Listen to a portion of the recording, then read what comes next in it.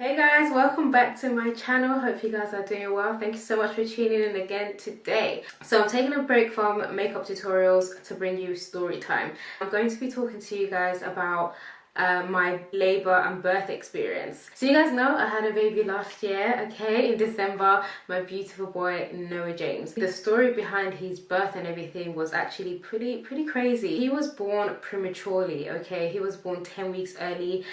Full term is well, some people class it differently. Some people class full term as 38 or 40 weeks. I think normally it's like 40 weeks, and he was born at 30 weeks, so 10 weeks early, so really early, almost like like about 2.5 months early. Rewind back now. Me and Udo went to Lagos last year, December, to do our introduction. Okay, so we traveled, and before I traveled, I got the all clear from the doctor, from the midwife, that, you know, I was fine to travel. And throughout my pregnancy, it was actually fine. I had no complications whatsoever, apart from the usual symptoms of morning sickness, tiredness, fatigue, backaches, all that kind of stuff. I was fine, and I was about 7 months pregnant.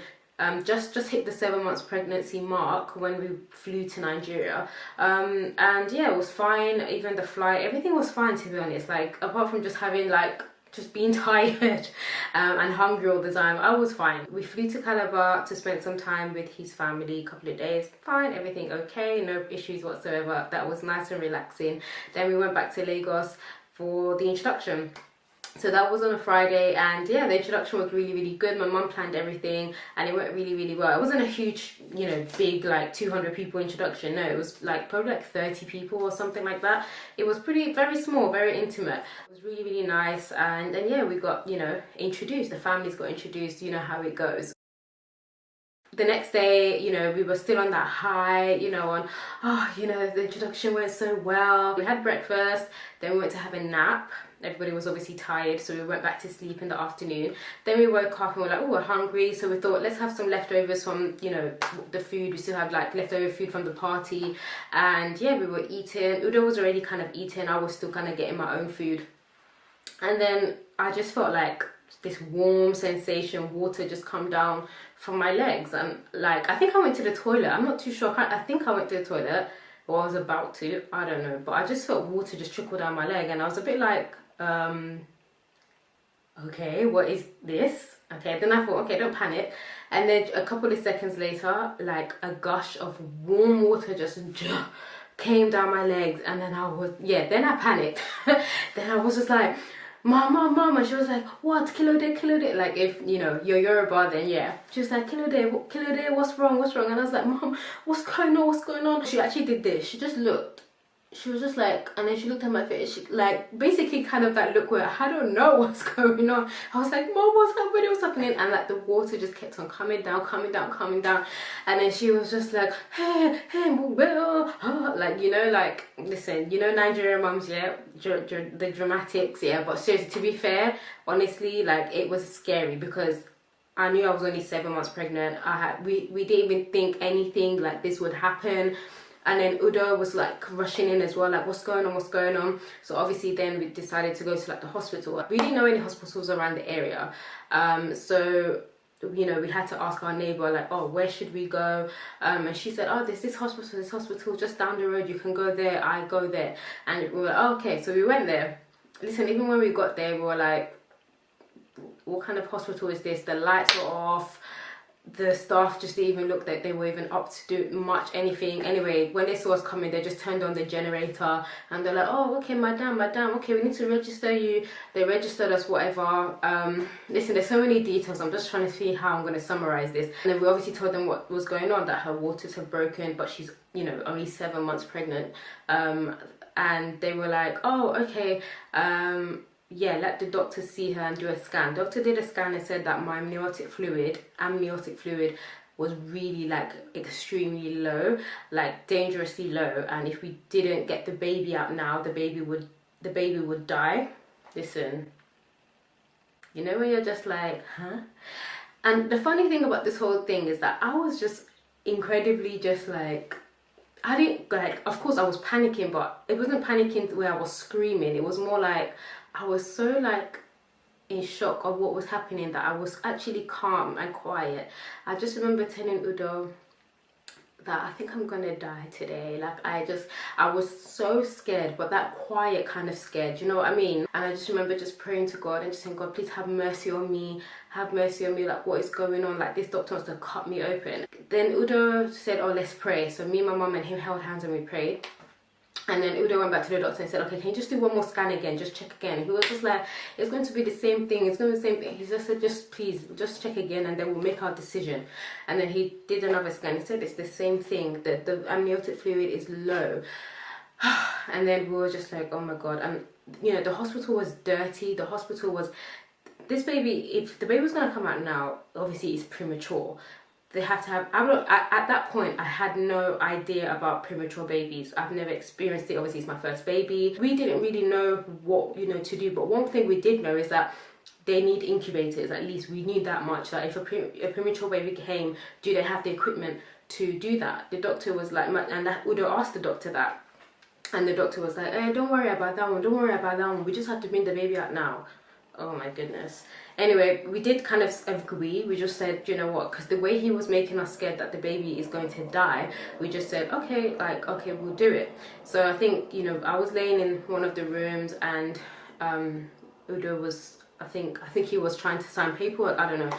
And then my mom just wandered around the hospital and then she was asking the nurse, you know, where is the theatre, like where's it going to happen? And the woman, you know, the nurse said, oh, it's in this room here. My mom opened the door, and I think it was something I wasn't there, but the way she explained it was like it was something out of a horror movie. It was like a what do you call it, like a metallic bed in the middle of the room. There were boiling utensils. There was like a gas tank. It was just like she literally ran out of there and she came in because I was just laying there. And then I just saw her come in and just drag me out. She's like, no, we are leaving, you are not touching my daughter, you are not touching my child. And me, I was like, hallelujah, like inside I was like, thank God, because I was like, this is not, listen, I was just saying, God, please have mercy on me, please have mercy on me. Like I just felt like I was gonna die in the hospital because the hospital was dirty, it was not sanitized. It was just horrible, absolutely horrible hospital, and he wanted to perform surgery on me. Like when we came in, the lights were even off. Like, listen. So anyway, my mom then called a friend and said, you know, she was telling him their situation. And said, where can we go, where can we go? He said, there's this specialist hospital that's further down, that's where I usually go. And then we went further down the road, and because the problem is my mom was scared I was going to go into labor, right? This was the 23rd of December at this point. This is Christmas period in Lagos. She was scared to go to any other hospital and us getting stuck in traffic, because traffic in Lagos can be mad and you could be in traffic for 3 hours, 4 hours, okay, if you're not careful. And she was scared, you know, what if I'm having the baby? Like obviously none of us knew what was going on, so we wanted to stay as close as possible. So yeah, so we went to the hospital her friend suggested, and then the, you know, the MD, the medical director of the hospital, whatever, came. He was an older guy, more professional looking, more, you know, the hospital was not, you know, listen, it wasn't UK standard, but it was better than where we came from. He did a scan also. We told him the situation. He said, yeah, you know, the amniotic fluid is low, but you know, it's not empty, it's still there. The baby's heartbeat is, you know, fine. The baby seems okay. As long as you're not in pain, there's no need for surgery. You're not in labor. Yes, your waters are breaking. Best case scenario, the water stops leaking. Worst case scenario, the water just keeps leaking and eventually you will go into labor. And you know, he explained it better. He even told us the term. He said it's premature rupture of membrane. That's what it's called. Or PROM, premature rupture of membrane. You know, he was just more professional and I just felt immediately more relaxed. Of course, I was still nervous about what was going on and my dress was completely soaked. But he was like, what she needs right now is complete bed rest. That's all she needs, bed rest. She needs to relax, don't move too much. Hopefully the water will stop, but we'll monitor. So yeah, obviously they admitted me. I was there for 2 nights, I believe, 2 or 3, I think 2 nights, yeah, 2 nights. Bed rest, eating, sleeping, even though I couldn't really sleep much because obviously I was, you know, young and in hospital, you're nervous. Udo did stay with me, and you know, my grandma, everybody was just looking after me. My dad was in Nigeria at the time as well, obviously for the introduction. So, you know, I did feel really like love and support around me, which was really great, especially going through something like this. So Udo's brother, who's just literally finished his med school was telling him that statistically a woman whose water breaks will go into labor within a week. Like she's most likely to go into labor within a week, and it had been like 2-3 days already.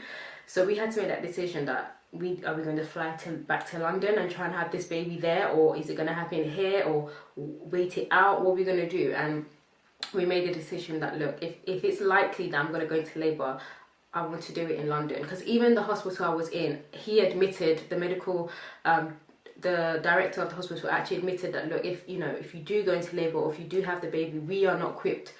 We can take care of you in terms of bed rest, but we're not equipped for like labor, baby, premature. You would have to go to somewhere else. So everything was just a bit too much, like, where we're going to find hospitals and everything like that. So we said, you know what, we're going to have to take the risk. We're going to have to fly to London. Like, we're going to have to do it like ASAP, as in the next day. So by this time it was Christmas Eve, and we had to change our ticket. So we changed our flight. We had to call the agent from London, and Udo managed to just do it anyway. We had to obviously pay extra money, and we flew to London. Now the issue was, it wasn't a direct flight. We came with Air Morocco. Because flights be expensive, yo. Christmas period, flights be expensive. Like the bigger airlines, like Virgin, British Airways, those airlines are like so expensive during Christmas. And there was 2 of us, so we were like, okay, let's get Air Morocco. And the layover with Air Morocco wasn't bad. It was literally an hour, so we thought that's not bad. Like, if you only have to be in Morocco for an hour and then we're on the next flight, that's not a big deal. So really, ideally, we would have been in London that next afternoon. But did it go smoothly that way? No, it did not. By the next morning, when we packed our bags, got to the airport, flight was supposed to be at like 6:30 or something like that, very early. Got there, told us, sorry, there's a delay. The aircraft hasn't come from, this was Christmas Day now, by the way. Aircraft hasn't come from Morocco yet, so, the flight is delayed. Listen, we were just like, okay. So they had to put us in a hotel.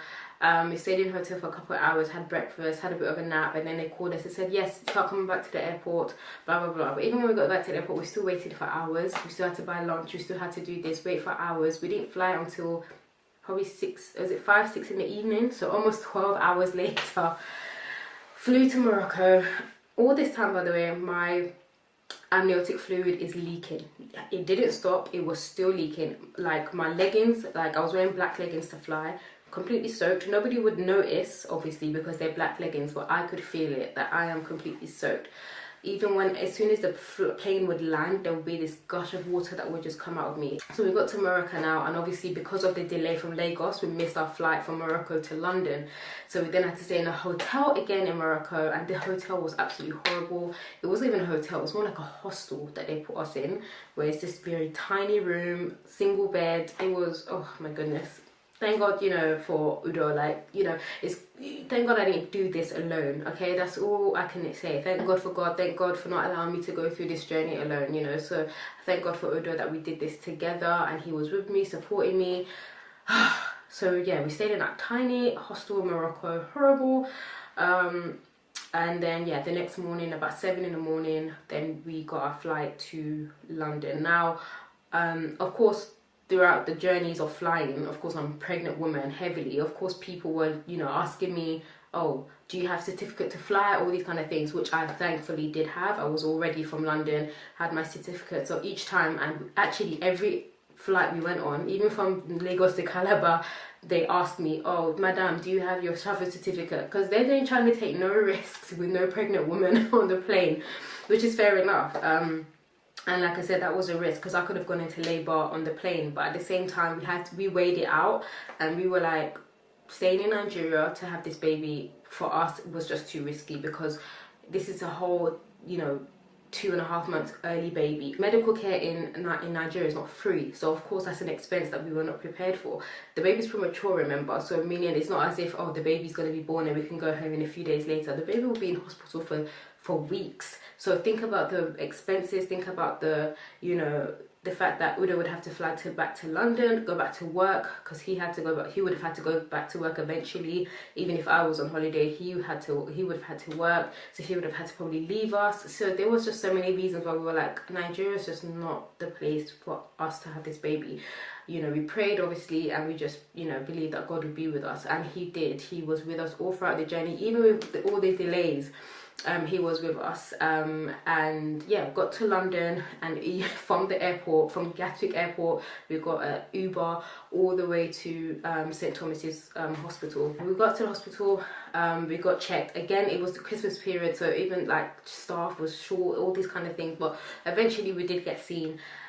Checked baby's heartbeat, everything, and heartbeat was absolutely fine, and that's part of what allowed us to say, yeah, let's just go to London, because the baby wasn't in distress. You know, every time they checked the baby's heartbeat, every couple of hours, baby's heartbeat was strong, was good, it wasn't slow, it wasn't too fast, it was actually perfect. So that's why we said, you know what, the baby's strong enough to deal with, you know, this. They did some tests and little swabs on me and kept me for the night, and they said we're going to do like a really intensive scan the next day, but because of the holiday period there might be a wait, all that kind of stuff, blah blah blah. So the next day I was just still waiting for the scan, really. That's all I was waiting for. So Udo was with me, we were just playing games, eating. My aunties came to visit me, my sister, you know, and yeah, it was fine. Like, I was having those Braxton hits, but nothing at all, nothing like crazy, but just those Braxton hicks. One of my aunties, when she came, bought me food, rice and like chicken and meat.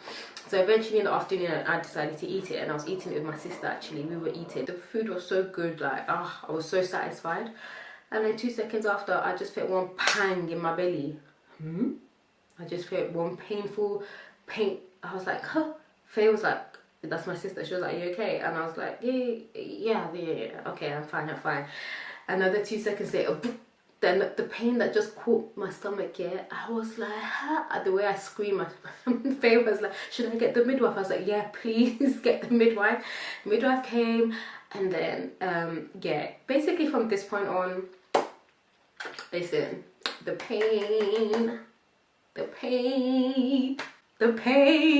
now listen, the pain that I went through from this point forward was the worst pain in my life, okay? So the midwife checked and said, oh, okay, she doesn't think I'm in labor, but, you know, let's, you know, get a doctor to come and check you and all that kind of stuff, because I was like really screaming, like the pain was getting worse and worse and worse and worse. And then my back, so the pain was kind of like low, like really low, you know, like a period pain, but times 1,000. And then my back, the pain in my back was like, the men, yeah, we have to give them their props during this whole labor birth thing, because, you know, he tried, because I was screaming, my back, I would be, put something on my back, oh my, listen, I was even screaming profanities. That's how bad it was. I was like, effing, I can't effing do this, oh, I want to die, the pain was getting worse and worse. So the doctor came to check me, and said, your cervix is completely closed. Your cervix is closed. Your baby's head is upside down, but it's high up, like it's not even low, nothing, like we don't know what's happening, because this doesn't look like labor. This is, listen. So then we came up with the conclusion that, okay, maybe I'm constipated, maybe that this is really bad constipation, and maybe because of the pregnancy the constipation is just magnified, because I remember that I hadn't been to the toilet for a few days. So the midwife kind of agreed that, oh yeah, it's probably that, because, you know, you've been flying and everything like that, you're probably constipated. So she said, but she can't really give me anything for it. That's the problem, that she can only give me this mild, you know, one of those laxative things that she said it probably won't even do anything, but she can't give me anything stronger. After all the screaming and shouting and profanities and everything, yeah, eventually she decided to say, okay, do you know what, we'll give you a suppository. And if you don't know what suppository is, it's basically this thing they give you that helps you go to the toilet. Like if you've got like chronic constipation, it's this thing they put up your bum, and after a couple of minutes it literally makes you do you know what I mean? So I hadn't even heard of it until that point. So she was like, okay, we're gonna give you this, okay, but the problem is it makes you, you know, shake. You're gonna have to stay still for 20 minutes, but it's gonna be making you shake. It's gonna be making you do all these things, like, you know. Goodness. So she was like, Hannah, but you need to stay still for the 20 minutes it's in there. Once the 20 minutes is up, then you should be able to go to the toilet. So she's like, okay, I'm gonna bring you gas and air. So if you've had gas and air before, you know how it works. You have to, you know, suck it well. So yeah, she said, we'll give you gas and air, just so that will help you stay still. Now, looking back, I wish she had given me the gas and air from the beginning, because this was about 2 hours or 2.5 hours of screaming, of being in pain, that looking back, I wish she had given me gas and air from the start. Anyway, yeah, so she finally bought the gas and air, and then gave it to me. Udo was holding me as well, so to make sure I don't move. So she put it in, and just like she said, as soon as she put it in, I started feeling like, oh my goodness, I was screaming, like I was, oh goodness. And then on top of that, I'm still feeling the pain. Although the gas and air, the thing about gas and air, it does help, but it just makes you really high. It doesn't stop you from feeling the pain, but it just makes you high, so you can't really react. I don't know how to explain it, but boy, the way I was sucking that air, I was so high. Oh my goodness, I was high. Even Udo was saying that later when he was telling me, I was telling him things like, I love you, and all these things. And he said at one point, I actually almost scratched his skin off from the pain. Like, he had to literally scream at me, like, stop. I was like almost scratching him, holding him. Oh my goodness, it was, listen, the pain, I can't even, it was a lot. 20 minutes up now, so we were all thinking, okay, 20 minutes is up, so what's gonna happen? So the midwife was like, okay, let's move her to the toilet now, because, you know, obviously we don't want nothing to happen on the bed. So I'm thinking, okay, good. And then the way I just swung my leg open, literally swung my leg open, and I just remember grunting and just feeling this pressure, that's the word, the pressure, low pressure. And I just felt, I was just like, I think the baby's coming. I was like, I think the baby's coming. I was like grunting, and I saw my leg open, and the midwife put her hand in, and she was like, oh, okay, yeah. To be honest, I was high, and I don't really remember everything, but obviously from what Udo was telling me, the midwife was like, oh, okay. And then she had to call, you know, people. They came in at first thinking, oh, you know, what is it, because she's screaming or whatever. She was like, no, she's having the baby. They were like, oh, okay. So they had to go back out, go and get the incubator, get everything ready. I just remember her saying to me, okay, just do what your body wants to do. I just remember her saying that to me. So I remember the first one, I just kind of pushed. And then I remember her saying, okay, that's the head. And then maybe a couple of seconds later, I pushed again. And then that's it. Mr. Noah came out. But they didn't let me hold the baby. Of course, he's premature, he's, you know, he's tiny. They had to put him straight away into the incubator, which was like literally beside me. There was about like 3 nurses. I remember seeing like a guy, a girl, another girl. So, you know, there was a lot of people in the room. I thought I heard them say it's a girl, so I was like, oh. And then I looked at Udo. Udo was there, tears in his eyes, emotional, and I was like, oh my gosh, it's a girl, baby, it's a girl. And then the woman was like, oh, were you expecting a girl, darling, because it's a boy? And I was just like, oh, it's a boy. Oh, it's a boy. No, I was looking at Udo. It's a boy. It's Noah. Because we already picked the name that would be Noah. And they were like, I was like, is he okay? I'm getting emotional now. I was like, is he okay? Is he okay? And they were like, yeah, he's absolutely fine. He's doing fine. He even cried. He cried. Like, she was trying to explain to me that he's crying, like he's made noise and everything like that. I was like, oh, okay.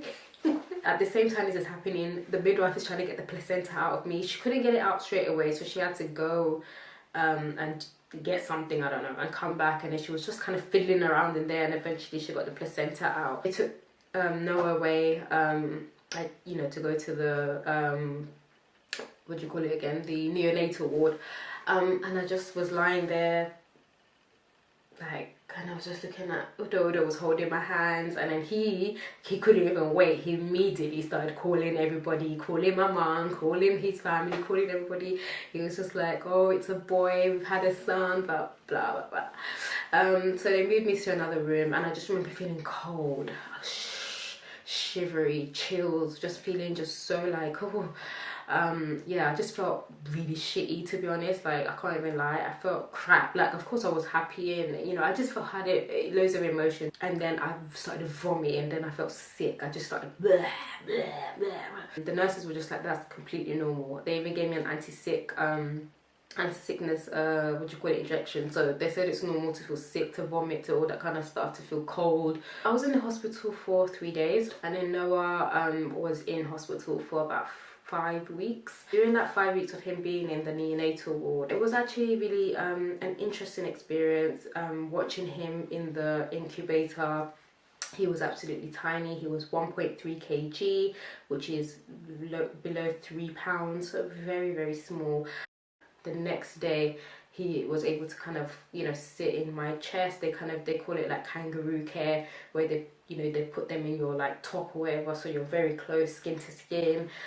This, you know, they say it really helps with their development, it helps with your, you know, your milk production, all that kind of stuff. So he was just tiny, but we were, weirdly enough, we were not really scared, but it was more just like, we were just like, oh, okay, so this is what's happening. And yeah, we had to go and see him every day in hospital. Thank God, like, you know, my family home was close to the hospital, literally across the road, so it was walking distance, and that made things easy. I would go see him every day. I couldn't breastfeed, of course, so once my milk started coming in, it was just pumping milk. They would give it to him. He had a tube fitted in his nose, so they would feed him through a tube, because he can't take, you know, food through his oily through his mouth yet, because he was too small. So yeah, just watching him grow in there over the weeks was, yeah, it was, I don't know how to explain, I don't know what word to use. It was interesting, it was life-changing, it was an experience, it really, really was. And you see other mums, you see other babies, and I learned a lot about being premature. He was hooked up to machines, which was hard to see. You had so many wires, machines, and all that kind of stuff. But he actually came out healthy. They actually said he came out in good condition, in healthy condition. He was crying when he was born. So by the next, literally, he didn't even need oxygen. They put it on him, obviously, just for precaution. But the next day, they took it off. They were like, he's breathing on his own. He's strong. Like, he's breathing on his own. You know, we were so thankful to God. Of course, as time went on, he was getting bigger and bigger and putting on more and more weight. And then he was starting to breastfeed. He started to get his sucking reflex and was breastfeeding, and then I was able to give him a bath. You know, so I would go there, I would change his nappy, give him a breastfeed, or we would feed him through the tube, and you know, just do all of that. And yeah, it was an experience. It really, really was. He actually came home a month before his due date, which showed how strong he was, you know, to come home a whole month, because sometimes, you know, babies have to stay until their due date, or until maybe even past their due date, just depending, you know. All I could just say is thank God for Noah, thank God for making him strong. If you follow me on my social media, on Instagram, you probably have seen plenty of videos. I'm always posting him, okay? I don't even know what else to say. I'm probably missed out details, but you know how it is, these guys with these stories, sometimes you miss details because there's just so much to say. I just thank God for seeing me through the pregnancy, from Lagos to London, safe and sound, and we were able to have the baby, and we were able to, you know, he was able to get the best care possible. It's all by his grace, it's all by his love for us, and his, you know, strength that he's poured into us, because it hasn't been easy. It's not easy to see your baby so small and in a, you know, incubator, and you know, being hooked up to machines and all those things. But you know, he really gave us the strength to be strong for Noah, so that he can come home, and he came home even sooner than we expected. Yeah, and now he's a big boy now, crying, playing, doing all the things that, you know, you expect a baby to do. Mr. Noah is here and healthy, 100% healthy, doing very, very well. So we thank God for that. So that's the end of my story time. Yeah, I've got a big smile on my face, because now I'm telling the story, it just reminds you again how faithful God is, and how he's just always just there. So, you know, he's just been with us, been with Noah from the beginning, and everything happens for a reason. Maybe he was supposed to come earlier into the world for a reason, who knows, only God knows. I was about to bring him in to say hello to you guys, but he's literally fast asleep right now, so I'm just gonna leave him. You guys will see him in another video for sure. Thank you guys for watching. Make sure you subscribe, make sure you like this video, share, leave a comment, and I will see you on my next one, guys. Take care, bye.